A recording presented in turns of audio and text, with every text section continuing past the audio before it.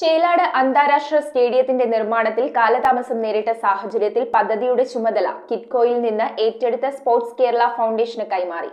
MLA Antony John അറിയിച്ചതിനനുസരിച്ച് 17 കോടി രൂപയുടെ ഈ പദ്ധതിയുടെ തുടർ നടപടികൾ വേഗത്തിലാക്കാൻ ഫൗണ്ടേഷൻ നടപടികൾ ആരംഭിച്ചു. ചേലാട് സ്റ്റേഡിയം നിർമ്മാണത്തിൽ വീഴ്ച വരുത്തിയ നിർവഹണ ഏജൻസി കിറ്റ്കോയെ ഒഴിവാക്കി സ്പോർട്സ് കേരള ഫൗണ്ടേഷനെ ചുമതലപ്പെടുത്തിക്കൊണ്ട് സർക്കാർ ഉത്തരവായതായി എംഎൽഎ ആന്റണി ജോൺ അറിയിച്ചു. ഒന്നാം പിണറായി സർക്കാരിന്റെ കാലത്ത് കിഫ്ബി പദ്ധതിയായി പ്രഖ്യാപിച്ച് 17 കോടി രൂപ അനുവദിച്ച ചേലാട് അന്താരാഷ്ട്ര സ്റ്റേഡിയത്തിന്റെ നിർമ്മാണവുമായി ബന്ധപ്പെട്ട പ്രവർത്തനങ്ങളിൽ SPV-യായ കിറ്റ്കോ ഗുരുതരമായ വീഴ്ച വരുത്തിയതിനെ തുടർന്ന് ചേലാട് സ്റ്റേഡിയം ഉൾപ്പെടെ Kannur Padiyoor indoor stadium, Chittur sports complex എന്നീ 3 പ്രവർത്തികളിൽ നിന്നും കിറ്റ്കോയെ ഒഴിവാക്കി കായിക വകുപ്പിന്റെ കീഴിലുള്ള സ്പോർട്സ് കേരള ഫൗണ്ടേഷനെ ചുമതലപ്പെടുത്തിക്കൊണ്ടാണ് സർക്കാർ ഉത്തരവിറക്കിയത്. തുടർ നടപടികൾ വേഗത്തിലാക്കുന്നതിന്റെ ഭാഗമായി എംഎൽഎ ആന്റണി ജോണിന്റെ നേതൃത്വത്തിൽ സ്പോർട്സ് കേരള ഫൗണ്ടേഷന്റെയും കിറ്റ്കോയുടെയും ഉന്നത ഉദ്യോഗസ്ഥർ സ്ഥലം സന്ദർശിച്ചു. നിലവിൽ കിറ്റ്കോയുടെ കൈവശമുള്ള രേഖകൾ പുതിയ SPV ആയിട്ടുള്ള സ്പോർട്സ് കേരള ഫൗണ്ടേഷന് കൈമാറി. MLA-യോടൊപ്പം ഗ്രാമപഞ്ചായത്ത് പ്രസിഡന്റ് ജസി സാജു,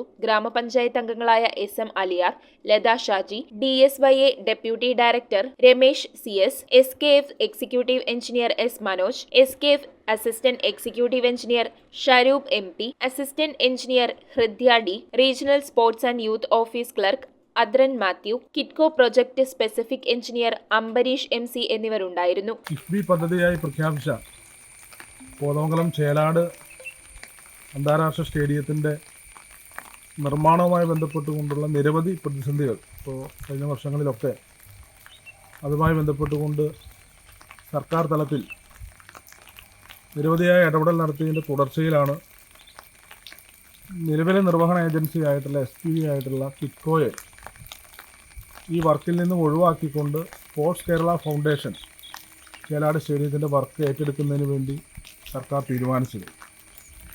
ചേലാട് സ്റ്റേഡിയം മാത്രമല്ല, കേരളത്തിൽ ചിറ്റൂരും കണ്ണൂരുമുള്ള ഈ മറ്റ് 2 സ്റ്റേഡിയങ്ങളും ഇതുപോലെ കൃത്യസമയത്ത് വർക്ക് നിർവഹിക്കുന്ന കാര്യത്തിൽ കിറ്റ്കോ ഗുരുതരമായ വീഴ്ച വരുത്തി എന്ന് കണ്ടതിൻ്റെ അടിസ്ഥാനത്തിലാണ് ഏപ്രിൽ മാസം അവസാനം ചേർന്ന ഉന്നതതല യോഗത്തിൽ കിറ്റ്കോയെ ഒഴിവാക്കിക്കൊണ്ട് സ്പോർട്സ് കേരള ഫൗണ്ടേഷൻ, കായിക വകുപ്പിൻ്റെ നേരിട്ടുള്ള നിയന്ത്രണത്തിലുള്ള സ്പോർട്സ് കേരള ഫൗണ്ടേഷൻ ഈ വർക്കുകൾ ഏറ്റെടുക്കാൻ വേണ്ടി തീരുമാനിച്ചത്.